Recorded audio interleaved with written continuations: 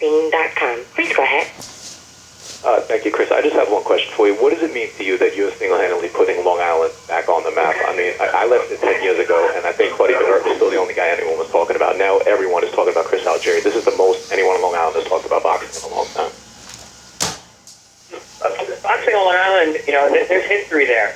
It's been a while, like you said. The Buddy McGirt and Jerry Cooney's. But there's kind of a resurgence now. We're putting on shows there constantly. There's the Star Boxing shows at the Paramount have been fantastic hits over the years. There's a lot of up-and-coming talent now. You see more and more gyms with competitive and professional fighters in it. So it's really come up, and it's great. When I was a kid, I started out martial arts because there wasn't really boxing available to me on Long Island. I think now kids have more of an opportunity to begin boxing earlier. So it's great. It's and like I said earlier, anything that promotes the sport on a whole is a good thing. And if we can do it on Long Island, where I'm from, to start, that's a beautiful thing. Great. Thank you very much, Chris. That was the only question I had. Okay, thanks. Right. And our next question is going to come from Kevin McRae from the Bleacher Report. Please go ahead. Great. Thank you guys again, everyone, for doing this call. Chris, Bob, Tim, and especially Chris, I want to just start out by wishing you nothing but the best of luck in this big fight on November 22nd in Macau. Chris, my question for you is that they tried to touch on it a little bit earlier when having a phone connection problem, but, as a guy like myself growing up not far from Huntington where you grew up, seeing you come up through the ranks as a pro, fighting at the Paramount Punch Time, becoming a big star there, do you ever sit back, Chris, and play it through your head, going from Paramount to the big fight in Barclays against Provodnikov, and then now to Manny Pacquiao, one of the biggest stars, in boxing history on pay-per-view? Do you ever sit back and maybe go through that in your head and say, "Wow, I can't believe I got to this point in my career this quickly"?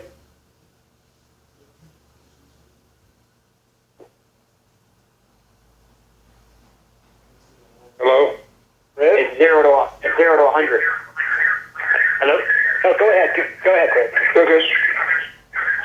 It's 0 to 100. That's just the nature of the game. I told my mother a joke one day, like, Chrissy, it's just like you said it was going to happen. It's going to be nothing, and then boom, explosion, and now you're a full on sprint, toward your dreams. And that's just, like I said, the nature of the business. I'm not surprised by it because I've been watching this sport for years, and I've seen it in other fighters, and I knew my time would come. I just had to stay focused and disciplined, and if you work hard, good things happen. So it's I'm exactly where I'm supposed to be. Okay. I want to jump back quickly to maybe Phil's comparison to your last fight.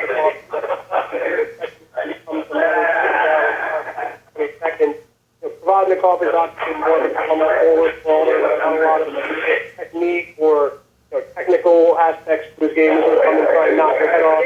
And he almost got you in that round. How often for the rest of the fight.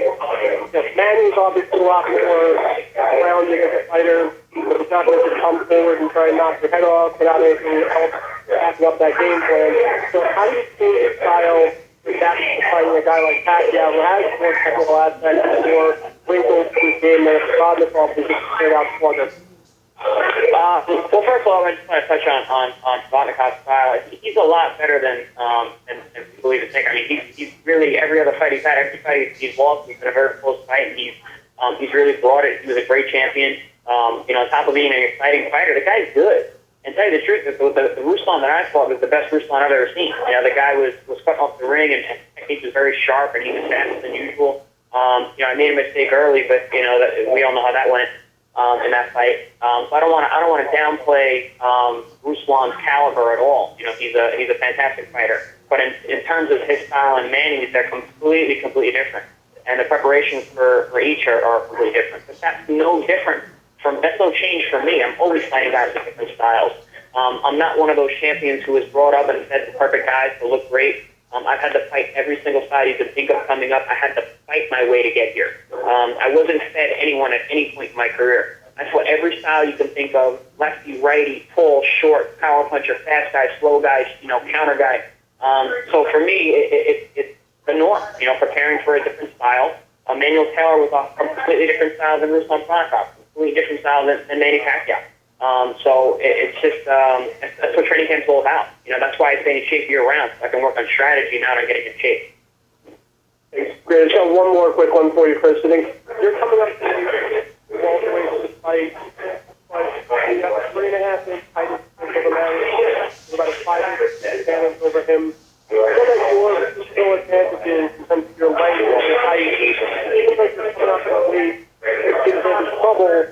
You're able to stick to the outside and have oxygen. Is that your strategy, or is something different from fight? Oh, listen. I mean, it's genetic. I'm tall for the weight class. It's the sport. I'm not built to go in there and stand in front of a man and trade bombs. That's why would I do that? I've got length, I've got reach, I've got speed, I've got footwork and defense. But that's not what's going to be the difference in this fight. It's not a tall guy versus a short guy. It's Chris Algieri versus Manny Pacquiao. It's what I bring to the table versus what he brings to the table.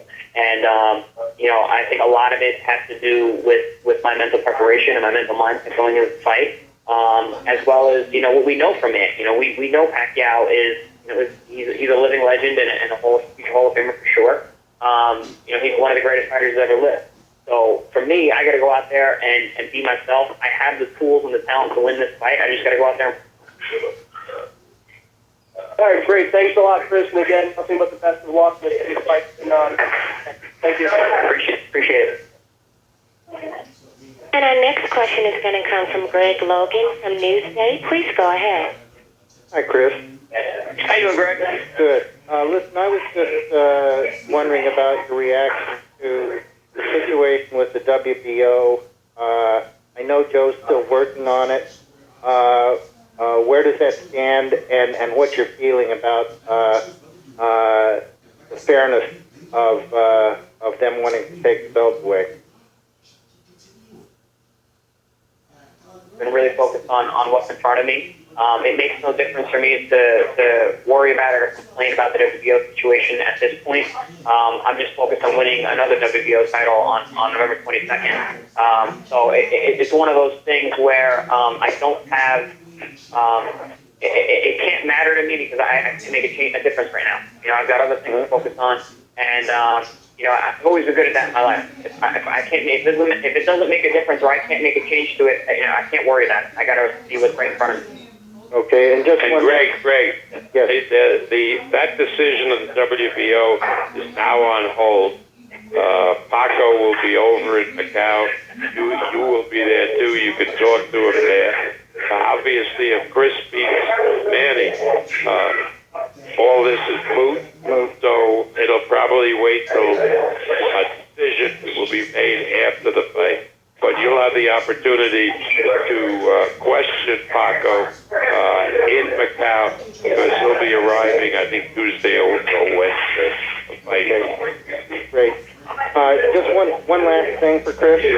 I know you don't want to trade with Freddie, but what do you make of the fact that he seemingly is trying to intimidate you with some of the comments that he's made about being in over your head?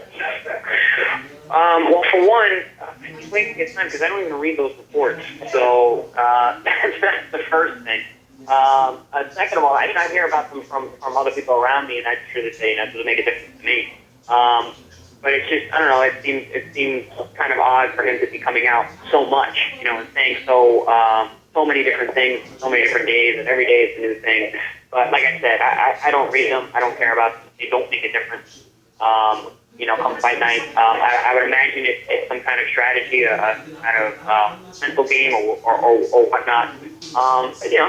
Freddie's around a long time, and maybe this has worked for other guys in the past. It's not gonna work on me. Thank you very much, Chris. Okay, and our next question is going to come from Ube Erdales from El Dario. Please go ahead. Hi, Chris. This is Ube from El Diario of New York City.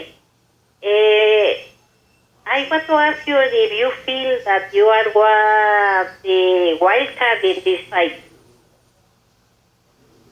What? Bob said that the San Francisco Giants won the Wild Card World Series. So I'm taking his word, and I asked this if he feels that he's the wild card to fight it. The wild card. Oh, is Chris a wild card like the Giants in this fight? Mm-hmm. Okay. Oh. Chris, what do you think?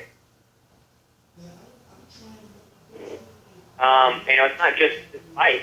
I've been the underdog in many of my fights in my career, especially this year, and people seem to think I've come out of nowhere. So, I was given an opportunity. A wild card is someone who's given an opportunity and they run with it.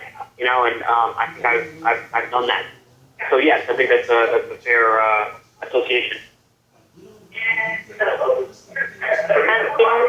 next question. You are going to fight in China. Probably the fans are going to support Pacquiao. Do you feel that you need a knockout to win the fight? No, because I don't think fans who are fighting judges do. Judges are a lot closer to the action than fans are. Fans sure can sway the way a fight looks, but I'm confident in the abilities and professionalism of the judges. So if I do what I'm supposed to do and things go the way that we planned, then we'll come out with a victory, regardless of the fan support. Also, I wanted to say, you have to understand, if a fighter was fighting in America and he was Mexican, would you say that the American judges would favor him because they come from the same continent? And the answer is no. Manny Pacquiao is a Filipino. Most of the people at the fight will be Chinese, whether from Hong Kong or mainland China. And to say that the Chinese would favor a Filipino over an American is not to understand the geopolitical nature of different countries. I mean, the Chinese have as much affinity with a Filipino as they would an American, just like Americans would not necessarily favor a Mexican who is fighting over here.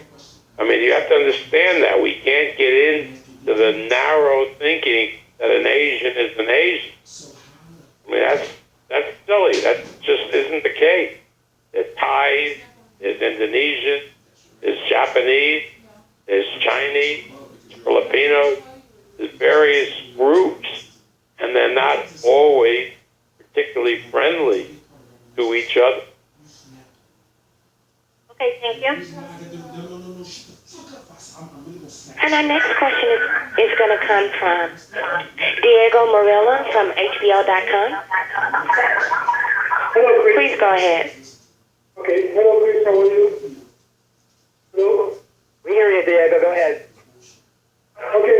Hi, Chris. Thanks for this call from Argentina, where, your country comes from. A lot of people are going to be watching this fight, and a lot of interest.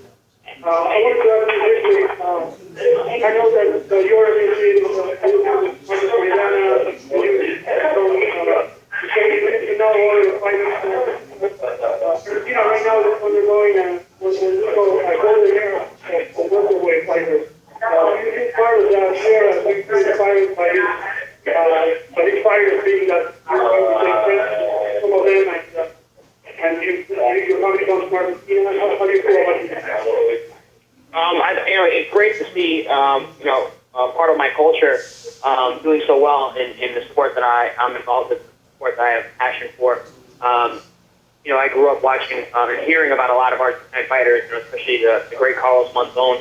I grew up even watching ESPN fighters like Omar Vice, and now guys like Marcos Maidana and Sergio Martinez and Lucas Batiste, have been coming up, and more often you see Argentine fighters doing big things on a major stage.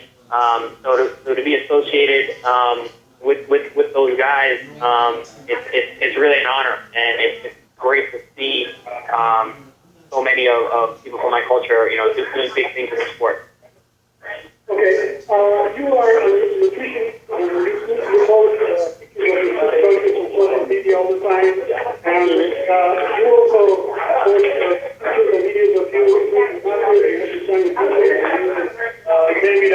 of your favorite drinks. What do you grade mate? We give mate a lot of Robert. As a nutritionist, what do you think mate has done in terms of your energy level? Absolutely. I drink mate every day. During training camp and just and just in general. And it's packed full of vitamins and nutrients. A lot of B vitamins, which you normally can only get from meat, or are found in there. The caffeine content affects me differently than say like a coffee does. It's much more mild stimulant. I can drink more of it. It's hydrating as well. It's one of my favorite drinks to drink. It's probably my favorite drink to drink, especially on a cold morning. But it gives me just enough of a pep from workouts. It helps also with fat loss and staying lean. So it really is just an overall incredible health drink. And on top of it, it's part of the culture. It's something that my whole family does, and we've always done. Here in Argentina, we say that sometimes the big market is fun, to feel satisfied with your meals, feel that it has help you make weight or stay lean. You're some guy with a very lean body. You feel that it helps you a little bit with that? I do. It's like you said, it's warm and it's soothing for the belly. It keeps you from being full. It helps you digest as well. You get all the nutrients from your food. I drink it, all the way up until fight day. So it's a part of my routine. And in another interview that we had, you mentioned this donation, you kind of you told me you saved it for after the fight. You said you see that you special or after the fight, or make it part of your No, that's a treat that my mother loves, and it's something that I'm not a big on desserts myself, but that's something that I'll have after the fight. It's celebratory. Okay, and finally, you fight in a very cautious, very respectful way, but now that everyone knows that you're also that, so to speak, I wish that you come out with a more aggressive style, that the after boxing is supposed to make you into a different style of more Latino style, if you will. I feel that I fight an aggressive style, but it's a smart aggressive. And I would have actually been more aggressive in the Ruslan fight if not for the damage done to my eye early in the fight. I had to protect that eye and be even smarter than I normally would. But don't be confused by my style just from that one fight. I know a lot of the world has only seen that one fight. I am an aggressive style boxer. And I will be in there to mix it up, but it's going to be in a smart way. Okay.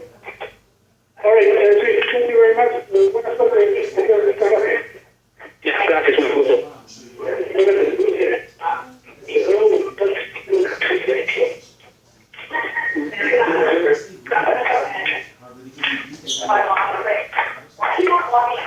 Next question, please. And our next question is going to come from Clayton Collier from the Times-Huntington. Please go ahead. Hi, Chris. How you doing, Clayton? I'm good. How are you? Good. So I just want to ask, how is your medical background, with Tony Brooks and also NYIT helped in your training, and how much you got to take into account with Keith and Ted? I think if anything, nothing specific that I've learned in academic background itself, but I think just the time management and discipline to stay focused when you're doing difficult things, especially mentally and psychologically, to be focused and to be there and aware. Our training sessions, especially with Finlay and Keith Trimble, are very mentally taxing. We really work on very specific game plans and strategies and complicated concepts. So I've been dealing with those kinds of complicated things and mental things for a long time with my scholastic background. So I think that definitely helps me. But in terms of anything specific, maybe it's just my nutrition and understanding of the human body with healing processes for recovery and getting proper dietary nutrition. Okay. And also, your high school state companies, ones that have come out of there from the Sports Center. What does it mean? One of the first big alumni that come out of the You kind of broke up, but I think I understand the gist of what you were saying. St. Anthony's is a fantastic school scholastically and athletically. I'm honored to have been part of the program. I enjoyed my time there immensely. It taught me a lot about life in the future and the future that I'm living now. As I said, it's an honor to have graduated from there and to be recognized as an alumni. And Coach Tony Walters, how did he help? Tony was one of the first international world level athletes that I've ever dealt with, and I was lucky enough to have him as a coach. And he taught me a lot about the mental aspects of training and competition. So it was great to be around him. He was really like a father figure to me, especially in my athletic background. So that's a person who I'll never forget, who will share in every one of my victories from since I left there till I'm undefeated.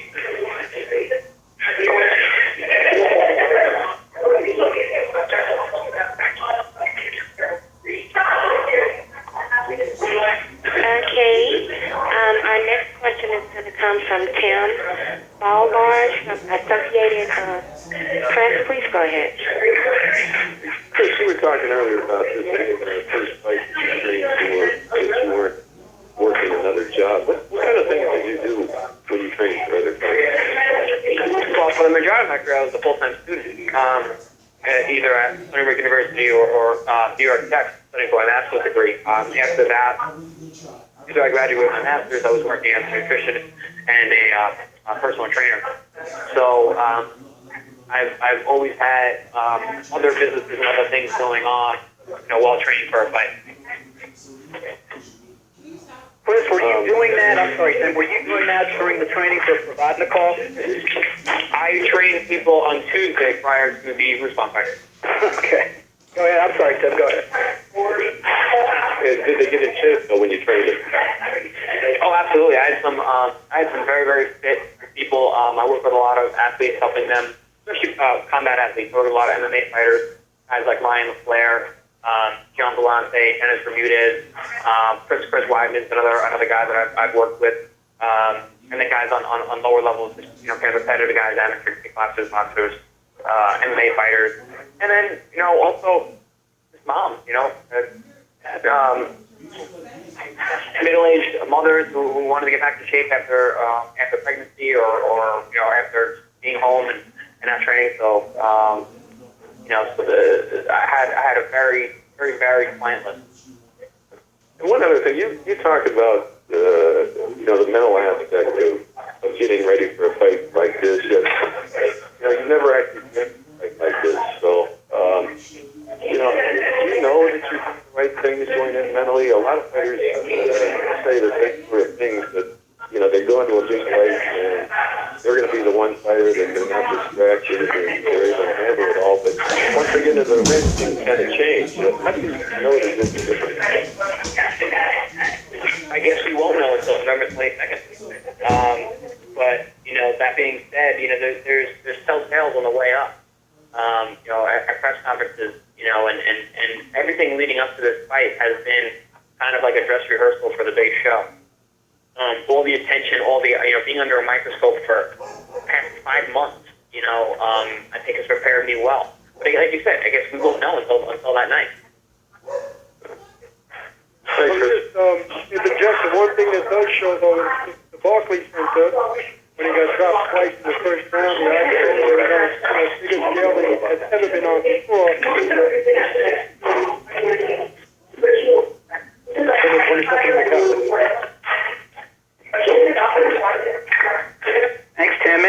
question. And our next question is going to come from Lim Satterfield from ringtv.com. Please go ahead. Chris, how you doing? Good, Len. How are you? I'm blessed. I'm doing well. You made a reference to smart box. Do you,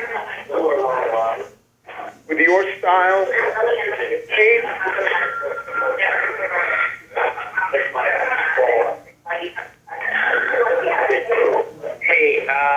I didn't hear pretty much any of that question. Yeah, me either. Len, can you repeat that, please? Yes. I said you try to be an aggressive boxer. Boxing has kind of taken a hit lately. And I wanted to know if you make a conscious decision to entertain as you box, or does it just depend on the fighter you're fighting? Well, it's entertaining. I box, but I've never heard anyone say that I was a boring fighter or that they didn't really like watching my style. I use a lot of, the sweet science, as they say. But, that kind of stuff is exciting to watch. It's, I throw a lot of punches. I'm an active fighter. So, all of my fights have been exciting. Even the one-sided ones where I was really outboxing guys, it's still fun to watch. So I'm not really concerned about actively taking a conscious, approach to making my style more exciting. I just think that I go out there and I fight in a manner that works best for me for getting the win, and it just so happens that it's good to watch. Well, when you compare, say, your style to Floyd Mayweather,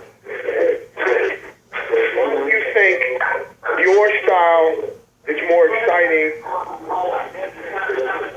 Some fans find his style.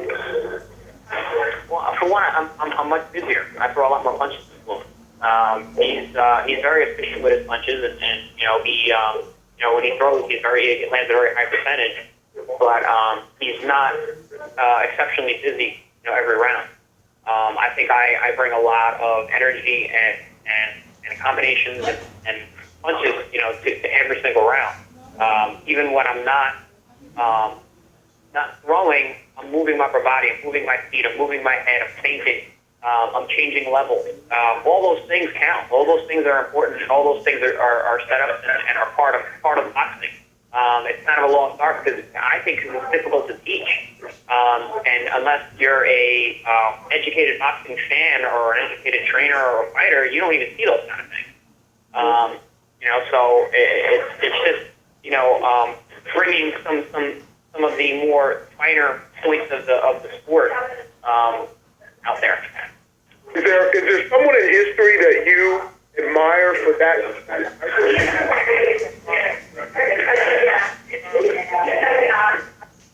Lem, I think we lost. Oh, did you get it, Chris?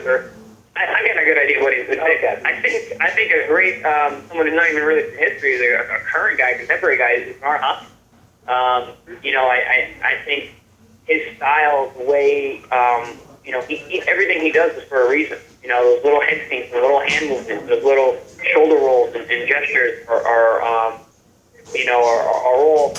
minor points of the sweet science. You see a lot of guys, silly guys, utilize some of that stuff.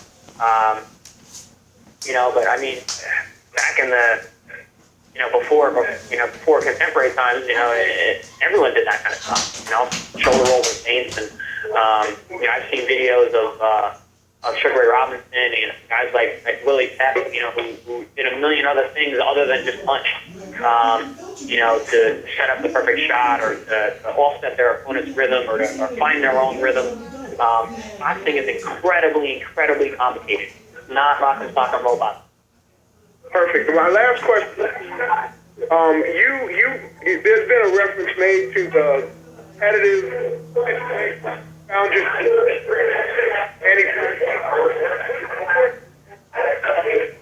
Did you guys compete in? Won 3 of them? What were they? Yeah, Yeah, we had little games that we played at San Francisco Giants Stadium. We played pool, we bowled, and then we had batting practice. And then when we were over at ESPN Deportes, we had like an arcade shoot-off with basketball. A Papa Shot. Yeah, Papa Shot. Yeah. And did you win all 4 of them? I did, yeah.